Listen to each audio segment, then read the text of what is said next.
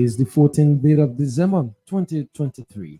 This is Harris's Billy presentation. First, the headlines. Sanctioned Finance and Development Planning Minister Summit 12 laments U.S. Department of Treasury decision, says the verdict against him is unjust and a fundamental violation of his rights. Liberia.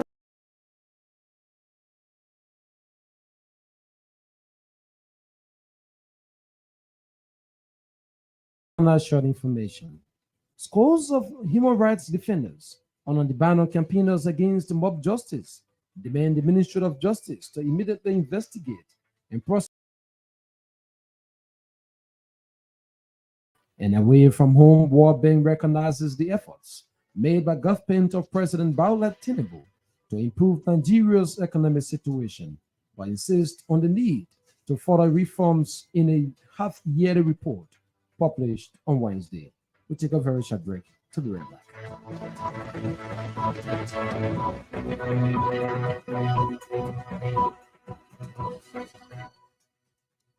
Welcome back. Up next is Figo Masare with the news bulletin. Good evening, Figo. Good evening, Ernest. Good evening, everyone. Good evening, Harris. Good evening, everyone. The vice chairperson of the Liberia Anti-Corruption Commission, Ernest Hughes, says government officials governed by the Liberia's Code of Conduct are responding to the Commission's mandate to disclose asset and other financial information.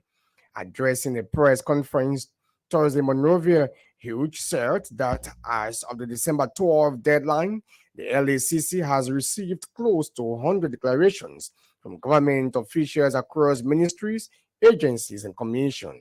The acting LACC chairperson also disclosed that several government officials are currently out of the country on official business and have been unable to declare their assets or other financial information. According to him, given that Liberia's current declaration system does not support remote declarations, a declarant must do so in person.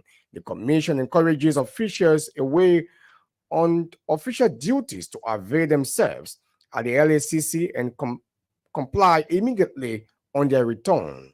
Councillor Ernest also clarified that the opportunity being provided to officials out of the country is no extension of the deadline, rather to allow them to comply. At the same time, Councillor Ernest Hughes says the LACC is currently compiling a list of complaint and no-complaint government officials, which will be published earlier next week. He also reminded the officials of passages from the 2022 LACC amended and restated Act, which states that the Commission shall have the broad mandate and functions to implement appropriate measures and undertake programs geared towards investigating, prosecuting, combating, and preventing acts of corruption, including educating the public about the ills of corruption and the benefit of its eradication. That the LACC institute and operate the asset declaration and verification regime of the government of Liberia pursuant to the Code of Conduct Act of 2014. That in performance of said function, the Commission has the authority to receive and maintain the declaration of income, asset, and liabilities submitted by public officials and verify the accuracy of such declarations. That LACC can allow or deny access to such declarations upon application to the Commission, subject to the condition that the Commission shall make disclosure of a person's declaration only where the Commission is satisfied that such disclosure is in the interest of the general public or where such disclosure is mandated or required by a court order, amongst others. Finance and Development Planning Minister Samuel Tuol recently sanctioned and placed on visa restriction public corruption, says the verdict against him is unjust and a fundamental violation of his right. Mr. Tuol told the press conference Thursday that he has soliciting and accepting and offering bribes to manipulate legislative processes and public funding and mining sector activities as reported by the Treasury Department.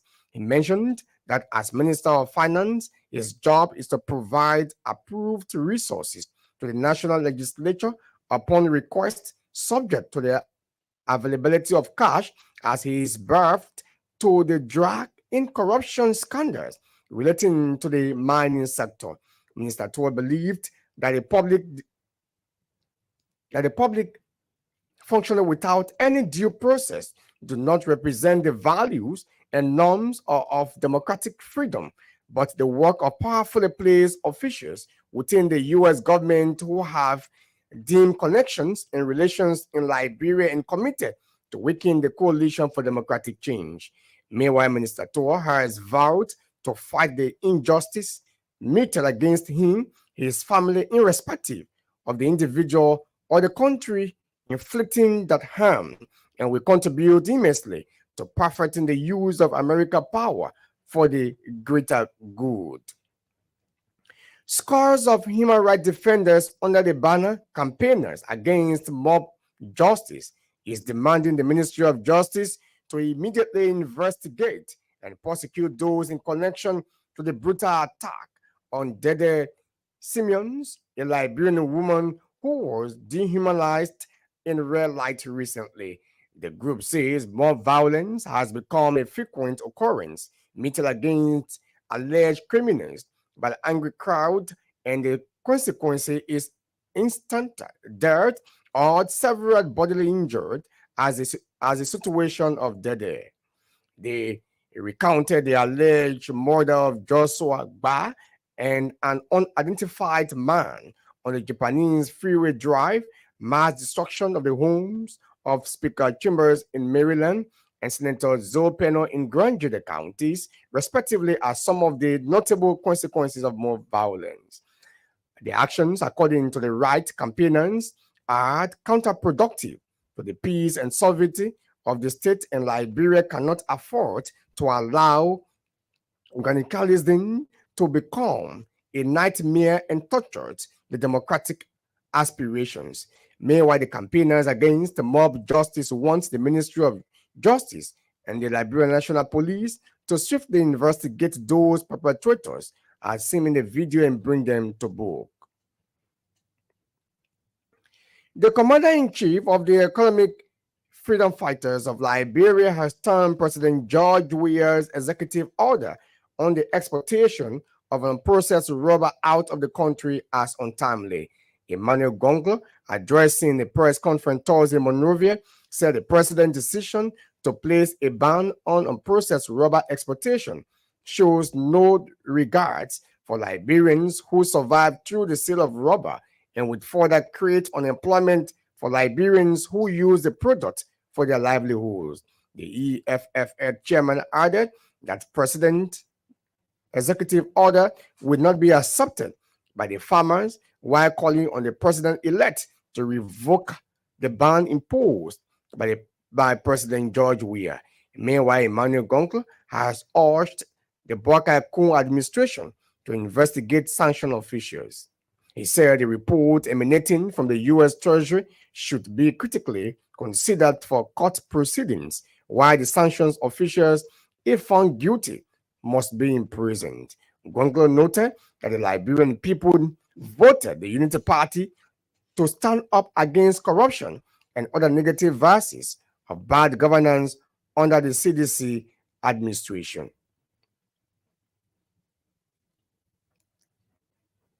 The family of fallen Grand Juda County District number 1 representative has distanced itself from recent violence in the county. According to Justice Random Clark, the violence being permitted are carried out by ordinary citizens in apparent anger to protest the heartbreaking death of Representative Madison Gion. In a statement Thursday, he urged for calm as the police continue to get to the bottom of the situation, indicating that they are more concerned about giving their Friday befitting burial. In a related development, Random Clark also called for the immediate release of citizens jailed in the county recently. Clark explained that the Grandidians should not be treated inhumanly on the orders of other leaders of the county.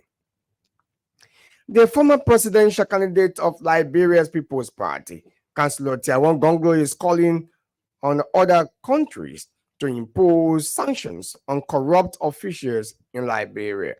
Councillor Gonglo, in a statement Thursday, explained that European and African countries should join the United States of America to sanction individuals who are inherently corrupt in the West African nation.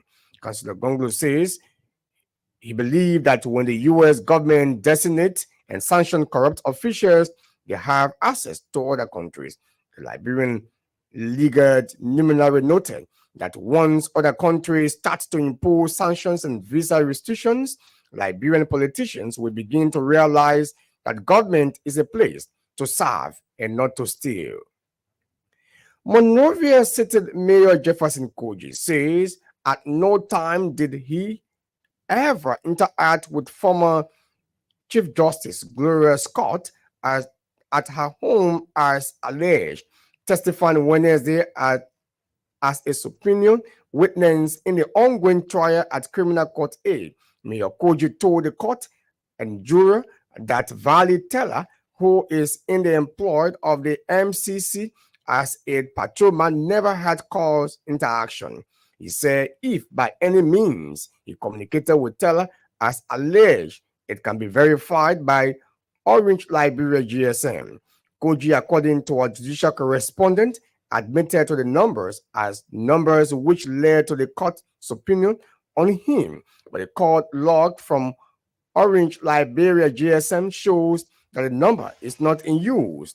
Meanwhile, the case continues this Friday with Orange GSM appearing to testify to call logs from Koji and Moses Wright, the security guard who was on duty during the night of the incident. The World Bank recognizes, well, Harris, that's a news bulletin. The news bulletin is a regular feature on Punch Newsreel. Figure will return later with the foreign development. The stories we are following tonight: sanctioned finance and development planning minister Samuel Tuel laments U.S. Department of Treasury decision, says the verdict against him is unjust and a fundamental violation of his rights. Liberia Anti-Corruption Commission says government officials governed by the Code of Conduct are responding to the Commission's mandate to disclose assets and other financial information. Scores of human rights defenders on the ban on campaigners against mob justice demand the Ministry of Justice to immediately investigate and prosecute those involved in the brutal attack on the dead Simmons. And away from home, World Bank recognizes the efforts made by the government of President Bola Tinubu to improve Nigeria's economic situation, but insists on the need for further reforms in a half-yearly report published on Wednesday. We're taking a very short break. Once we return, bringing the voices of the news makers.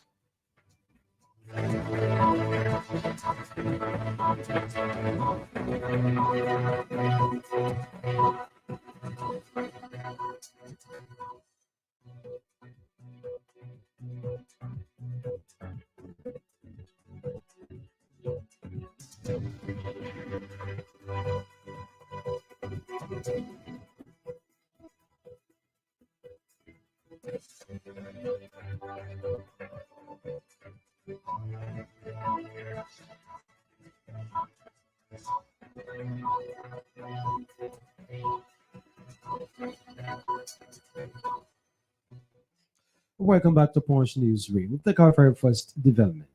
The Vice Chairperson of the Liberia Anti-Corruption Commission, Ernest Hodges, says government officials governed by the Liberia's Code of Conduct are responding to the Commission's mandate to disclose assets and other financial information.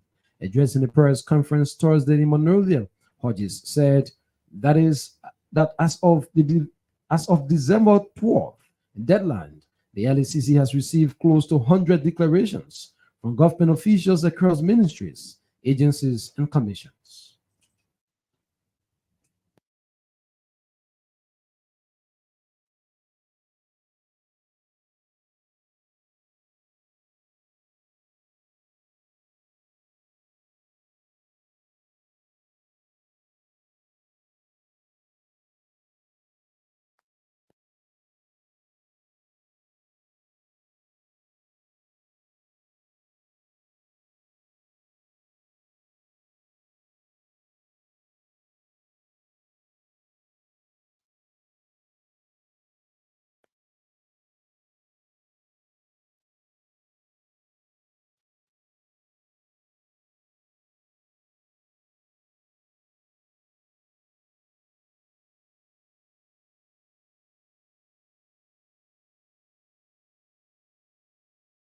Liberia's current declaration. No. The person doing it.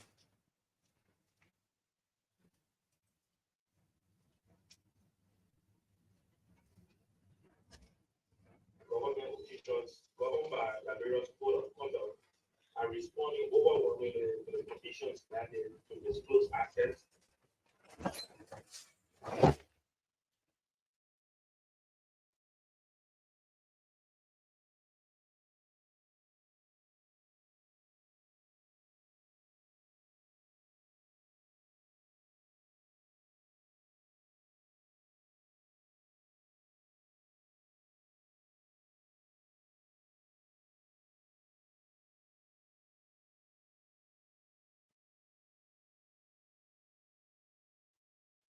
Or other financial information. Given that Liberia's current declaration system does not support remote declaration, that is to say, the Board of Commissioners of the Liberia Anti-Corruption Commission is pleased to report that government officials governed by Liberia's Code of Conduct are responding overwhelmingly to the Commission's mandate to disclose assets and other financial information. At the December 12, 2023 deadline, LACC has received close to 100 declarations from government officials across ministries, agencies, and commissions. The deadline for government officials to declare assets and other financial information expired on Tuesday, December 12, 2023. However, we are made aware that several government officials are currently away from the country on official business and have been unable to declare their assets or other financial information. Given that Liberia's current declaration system.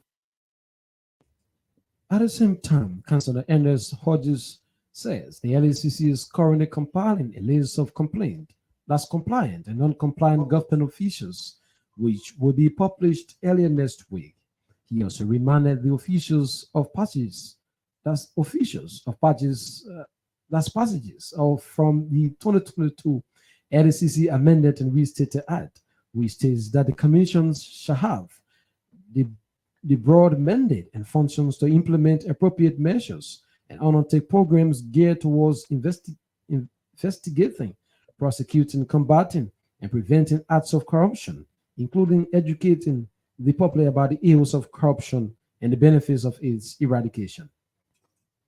LACC will follow a staggered approach and will publish the listings as follows: ministries, autonomous agencies and commissions, then the judiciary, the legislature, and finally we will conclude with the executive branch of government. LACC would also like to take this time to draw the general public attention to the following excerpts from the 2022 LACC Amended and Restated Act, which reads as follows.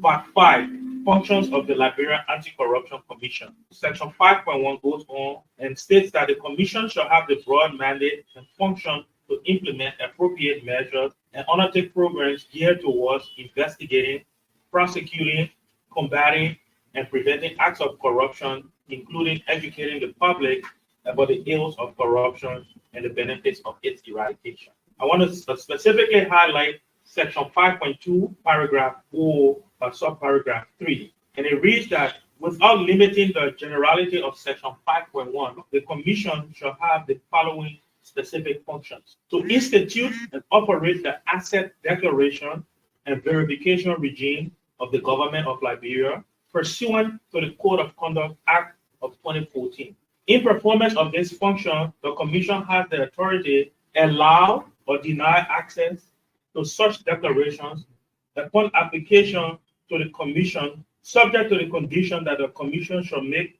disclosure of a person's. Ernest Hodges, Vice Chairperson of the Liberia Anti-Corruption Commission.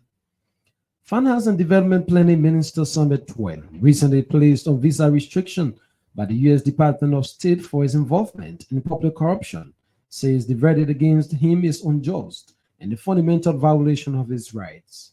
Minister 12 told a press conference Thursday that he has never abused his position through soliciting, accepting, and offering bribes to manipulate legislative processes and public funding and mining sector activities, as reported by the U.S. Treasury Department. The above verdict against us and our respective families is unbelievably unjust and reflects the fundamental violation of our rights. As Minister of Finance and Development Planning, I have never been in a position to soliciting, accepting, and offering bribes to manipulate legislative processes and public funding, including legislative reporting of managed sectors. I've never done so whether indeed in the national legislature or in dealings with any other branches of government or institutions of government. As minister, my job is to provide approved resources to the national legislature upon request, subject to the availability of cash. I've never influenced quote unquote legislative processes, whatever that implies. Specific reference to the mining sector confuses me, do not represent the values and norms of the democratic, free-loving America I have admired since my youth. I will argue here publicly that these outcomes do not represent the stated foreign policy objectives as. Meanwhile, Minister Tway has vowed to fight the injustice meted against him and his family, irrespective of the individual or the country inflicting that harm, and will contribute immensely to perfecting the use of American power for the greater good. Compounds in life, we have to face the dilemmas and the challenges of fundamental unfairness. These add to the strength of our character and our resolve. No matter what, we as respective persons and as political institutions, the CDC will and must prevail. As a father and a husband, I will fight injustice leading out to me and my family, irrespective of the might of the power of the individual or of the country inflicting that harm. I've always loved the United States and its activity. America is truly a great country and a great market. However, in as much as I loved America, I did not become an American citizen. I have 6 children, one of whom was born in the United States. Now, even this American child has been prevented from entering the U.S. because of this designation. My youngest daughter, Salisha Swear, is 2 years old, and I am 52 years. In 10 years, she will be 12, and I will pray to be around to have an honest discussion about this designation, its fairness, and how she sees the impact on her life. But this is the world in which we live today. Power can be used to construct, or it can equally be used to destroy. In this digital information age, the age of social media where information moves faster, bring back or destroy, there is a role in the American value regime for corrective justice. The Session Finance and Development Planning Minister Samuel Tway, there addressing a press conference on Thursday. Scores of human rights defenders on the banner campaigners against mob justice is demanding the Ministry of Justice to investigate and prosecute those in connection to the brutal attack on Dendet Simmons, a Liberian woman who was dehumanized in real life recently. Graduate Potter is the team lead, reading a petition statement in Pinswood on Thursday.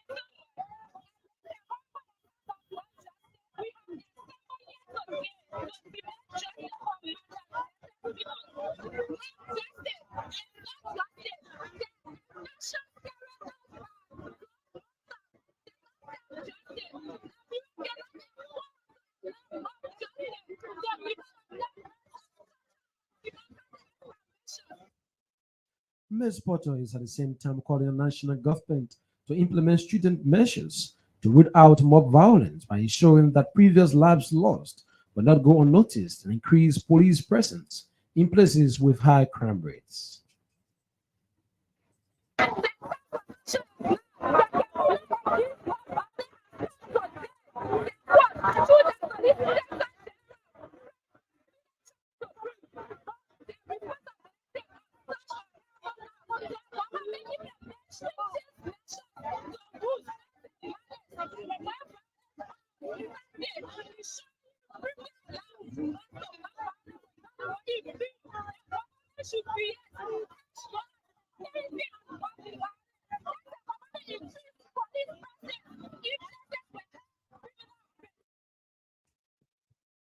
Scores of human rights defenders are on the banner campaigners against mob justice. They're demanding the Ministry of Justice to investigate and prosecute those in connection to the attack on Dendet Simmons. Today's development now, the commander-in-chief of the Economic Freedom Fighters of Liberia has termed President George Weah's executive order on the exportation of unprocessed rubber out of the country as untimely.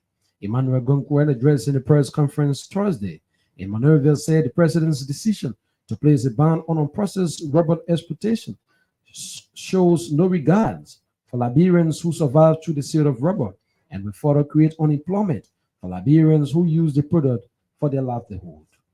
A very key role to the economy and strengthening the economy. So to see the president, who over the last few years been complaining of foreign equality, putting a ban on unprocessed rubber is untimely, it's unfortunate, and the president will have taken the decision during the electoral era. He would have gotten 20% of the vote. Because do you know how many persons you're putting out of job? Just remember the Truckers Association will be out of job. Remember the local farmers along the line in the rubber chain will be out of job. Remember the shipping lines that are coming in the country. So, the president, we are expect that all the big vessels will come to Liberia and it will leave the country without any continue to take back. That tells you that the vessels that we are receiving today will not be the vessel coming, because once they are not receiving anything, to take out of Liberia, they will not come. Commodity prices will.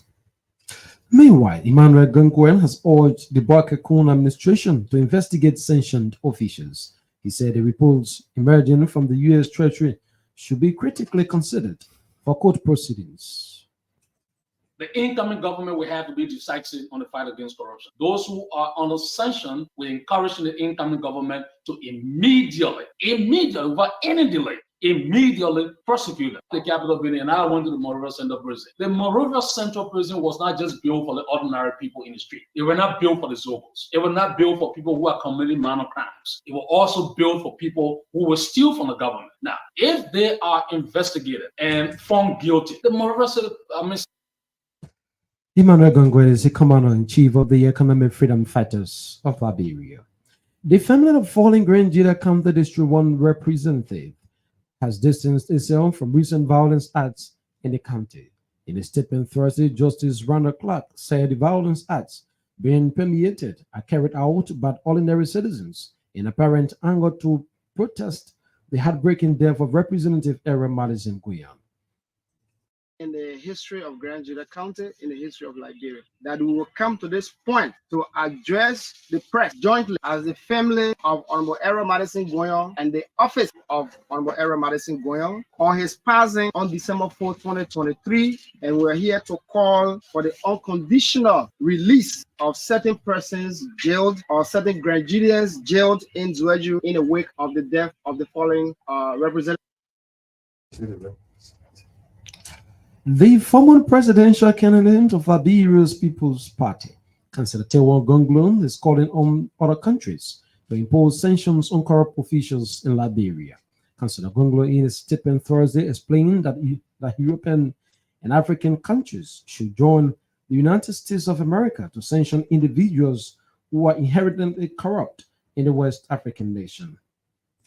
Keep on we're asking the Europeans to join in, so there will be no turning point. The monastic our money, then they go to Europe or America. I'm asking African Union, ECOWAS, to follow suit so that the money generated here, consistent with the Constitution of Liberia, can benefit all Liberians equally. Not the less than 1% in the top level government that steal our money. We cannot celebrate rogues. We must all Liberians must join to condemn them, no sympathy for them, and to praise the American government for what it has done. The American government should do more. It should not be selective. The Liberian people know all of the roles in this country in government who are engaged in abuse of office. The American government should deal with all of them. The voice of the former presidential candidate of the Liberia's People's Party, Councillor Tewa Gonglon. Up next is figure with the foreign development. The World Bank recognizes the effort made by the government of President Bola Ahmed Tinubu to improve Nigeria's economic situation, but insists on the need for further reforms in a half-yearly report published on Wednesday. The institution is expecting result in the continent's largest economy, which is also one of the countries with the highest poverty levels. When he took office in May, Nigeria's new president, Bola Tinubu, launched two major reforms designed to restore public finances and attract foreign investment: the end of fuel subsidies and the liberalization of the Naira, the national currency. Harris, from the foreign scene.